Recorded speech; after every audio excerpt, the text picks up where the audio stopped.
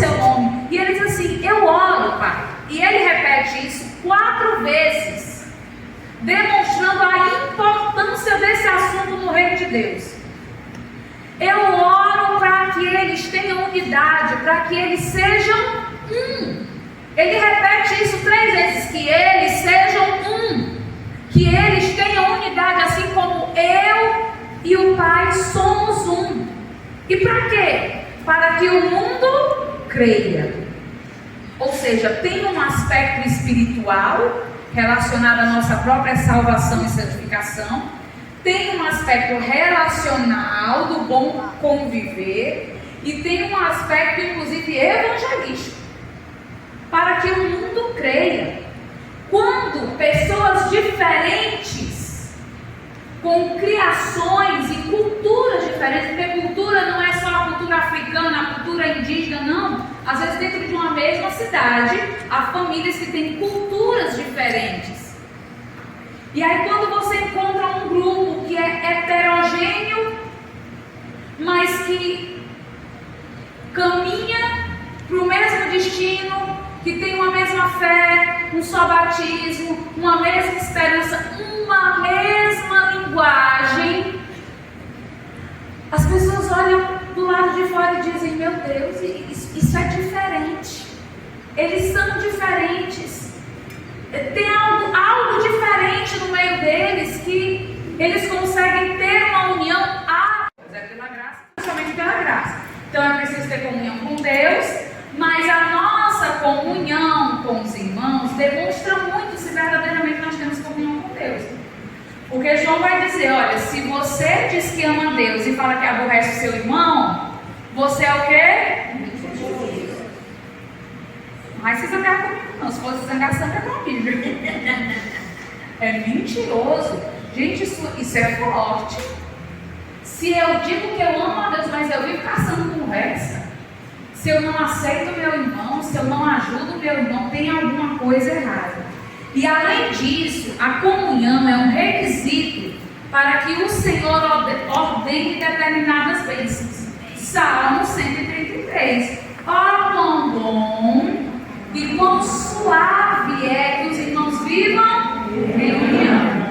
E aí lá no final diz assim: porque ali onde há união, onde há comunhão, o Senhor ordena o quê?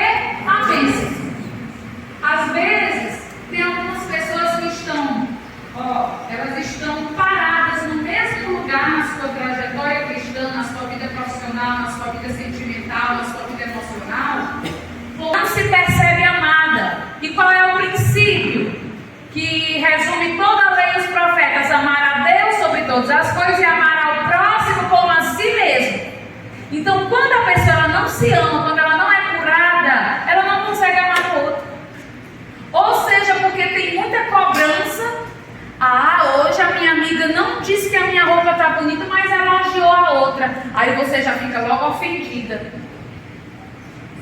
Irmã Kézia, eu não acredito que isso aconteça no nosso meio. Acontece, sabe por quê? Porque apesar de nós crermos em Jesus, algumas emoções e algumas feridas da nossa vida, elas precisam ser tratadas, inclusive diante do altar. Só que tem pessoas que elas ainda nem têm consciência do que faz elas terem determinados comportamentos. Aí ela nem ora por isso, ela não pede perdão, ela não reconhece que está errada. Aí inconscientemente ela fica sangrando em cima de pessoas que não a feriram, reproduzindo comportamentos que ela viu da mãe, que ela viu do pai, ou de um relacionamento tóxico que ela passou. E aí ela tem dificuldade de trabalhar pela comunhão. Então, Efésios capítulo 2, versículo 16 a 22, Paulo vai dizer que na cruz, Cristo, através da sua morte, Efésios capítulo 2, a partir do versículo 16, ele vai dizer que na cruz, Cristo, através da sua morte, desfez toda inimizade. É claro que aqui ele estava falando da inimizade que existia entre judeus e gentios, judeus e samaritanos, mas isso se aplica também a nós, inclusive de forma interdenominacional, inclusive quando a pessoa às vezes tem alguns comportamentos que na sua criação você não concorda, mas a pessoa está lá servindo ao Senhor. E aí a gente tem que ter um cuidado, porque naquilo que é essencial, nós devemos ter o quê? Unidade. Mas naquilo que não é essencial, há uma liberdade. Por exemplo, se você for a uma igreja na África, tem gente aqui que se for numa igreja na África fica escandalizado. Eles dançam, mas eles dançam e dançam, minha filha, a dança é quente. Mas é o jeito deles louvarem ao Senhor. Eles vão entregar, não sei se vocês já viram vídeos, eles indo entregar as ofertas. Como eles vão entregar as ofertas é dançando, porque é um momento de extrema alegria para eles. Mas tem igreja que se você disser assim, glória a Deus, todo mundo já olha para você. Culturas diferentes, mas é um só Deus, um só Pai, né? E aí às vezes a gente fica meio incomodado. O meu pai, minha família, né, a gente vem de uma igreja bem tradicional. Meu avô era muito tradicional, principalmente com essa questão de usos e costumes, que a gente sabe que não é isso que leva ninguém para o céu, mas veio dessa cultura, que veio lá dos suecos e tudo, enfim. E recentemente eu fiz uma turnê junto com o Fernando, em umas igrejas em São Paulo, que tem trabalhos belíssimos, com crianças, são pessoas que pregam a palavra, e aí ali a gente se deparou com muitos pastores tatuados. E eu disse, meu Deus, o meu pai vai ficar escandalizado. Aí eu disse, eita, meu Deus do céu, meu papai fica quieto, viu? Eu também, vou confessar, irmãos, eu também acho estranho. Eu ainda acho estranho, tá entendendo? Marcar o seu corpo, além de estranho, ainda acho feio, porque quando a pessoa ficar enrugada, vai ficar feio, né? Mas, quando a gente começa a conversar com eles e ver o trabalho que eles estão fazendo, irmãos, a linguagem é a mesma, vocês acreditam? A linguagem é a mesma. E aí eu me surpreendi com o meu pai, né, já no alto dos seus quase 70 anos, e meu pai, esse pastor é gente boa, é legal, né? Ele é todo tatuado, mas parece que ele é crente mesmo. Parece que ele é crente mesmo, porque a linguagem é a mesma. O amor é o mesmo, o sacrifício é o mesmo. Eu estou dando um exemplo aqui real, gente, do nosso dia a dia. Aí eu disse, meu Jesus, eu que não tenho coragem de fazer em mim, mas como é que eu vou? Aí eu vou dizer que nem Paulo, quem és tu para julgar o servo alheio? Ele está lá, pregando o evangelho, ganhando almas, batizando pessoas, cuidando de crianças, e às vezes fazendo mais do que eu. Como é que eu vou? Né? Eu estou falando de coisas reais, do nosso tempo, né? E aí, graças a Deus, o papai me passou uma vergonha. Mas eu entendo o choque cultural que às vezes a gente tem, né? E às vezes a gente tem dentro da nossa própria igreja, da nossa própria comunidade, né, cristã. E aí, Paulo estava falando entre judeus e gentios, mas isso se aplica a nós. Na cruz, através da sua morte, ele desfez toda a inimizade. Por exemplo, não sei se vocês sabem, mas no meio evangélico há uma guerra teológica.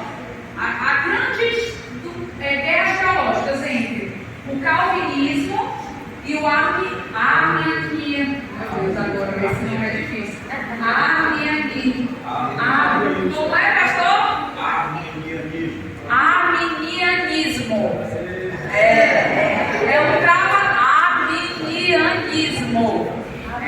Então há uma guerra teológica entre aqueles que acham que uma vez salvo e que Deus é quem escolheu quem vai ser salvo e quem vai ser condenado, e que uma vez salvo você não pode perder a sua salvação. Claro que tem os mais extremistas que acham que pode viver a vida do jeito que é, mas não é isso que os calvinistas pregam, viu, gente?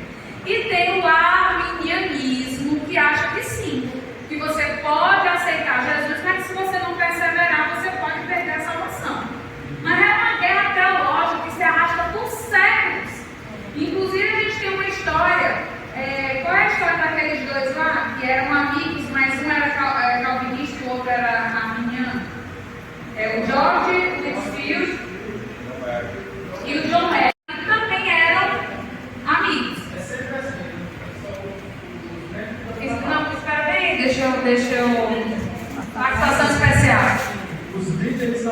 mas quem se destapeia são todos. É igual em Gênesis. Abraão e Ló não fazem confusão. O texto diz que quem fazia confusão era os pastores deles. Os líderes às vezes são de boa, os seguidores eles são mais apaixonados, né? São mais apaixonados. E aí conta-se a história que foram entrevistar, se eu não me engano, o George Whitfield, que é calvinista. E aí, querendo causar uma confusão, a sementinha do mal, o repórter lá, o jornalista, perguntou: você acha que você vai encontrar o John Wesley no céu? Olha, querendo plantar discórdia, o enviado de Satanás. Querendo plantar discórdia. Aí ele falou assim: não, eu acho que não. Por quê? Porque eu acho que ele vai estar tão perto do trono de Deus que eu nem vou conseguir ver. Abismos entre nós. E aí a gente vai negligenciar o que é mais importante. Então, nada mancha mais o Evangelho do que brigas, do que contendas, ódio, falta de amor entre os irmãos. Imagine que algumas vezes na Bíblia, a igreja, a noiva do Cordeiro, ela é comparada com a pessoa que pode te ajudar. Não fazer com que a igreja toda fique sabendo o que a fulana fez com você. Porque no fundo você quer que todo mundo sinta a raiva dela do jeito que você está sentindo. Porque vamos ser sinceros, há algumas situações onde nós somos feridas e sim a gente fica com raiva, a gente fica magoado. Aí a gente tem que orar para poder saber com quem vai conversar. No entanto, quando você sai difamando o irmão, ou levantando falso testemunho, ou até mesmo contando o que aquele irmão imaturo na fé fez, porque às vezes é isso. A gente quer que todo mundo esteja no mesmo nível de maturidade que a gente, mas não é assim que funciona. Cada um está num nível, está numa etapa do processo. Então, imagine aí, o edifício é de Deus, somos nós, todos nós. E ele costuma usar, como eu falei, a boca de quem ainda não é maduro. E aí, você tem que estar atento ao fato de quê? De que a nossa luta, como está em Efésios também, capítulo 6, versículo 12, não é contra o nosso irmão. A luta nunca pode ser contra pessoas. A nossa luta não é contra a carne, não é contra sangue, mas sim contra o quê? Os principados, potestades, príncipes da maldade, contra as forças espirituais do mal nas regiões celestiais. Além disso, nós lutamos contra a nossa própria natureza pecaminosa, o nosso orgulho, o nosso ego ferido, o nosso senso de justiça. Alguém foi injusto comigo. Então, entendido que a comunhão não é uma concordância intelectual, mas é sobre unidade de amor e propósito, vejamos agora as orientações de Paulo no texto que vocês escolheram. Pode voltar aí, Efésios 4. Primeiro ele vai declarar que foi para isso que o Senhor nos salvou, nos chamou, nos escolheu, nos lavou, nos santificou. A comunhão é um propósito que deve ser vivido pela família de Deus. Mas vamos lá, quais são as orientações de Paulo para nos mantermos vigilantes? Primeiro, ele diz: sejam sempre, no versículo 2, humildes. Vamos começar pela humildade. Humildade é diferente de humilhação. Humilhado, todo mundo é alguma vez na vida, principalmente na fila do SUS, principalmente quando a gente tem uma causa na justiça, quando nós somos assaltados, que o indivíduo, diz: passa a bolsa, aí fala um palavrão.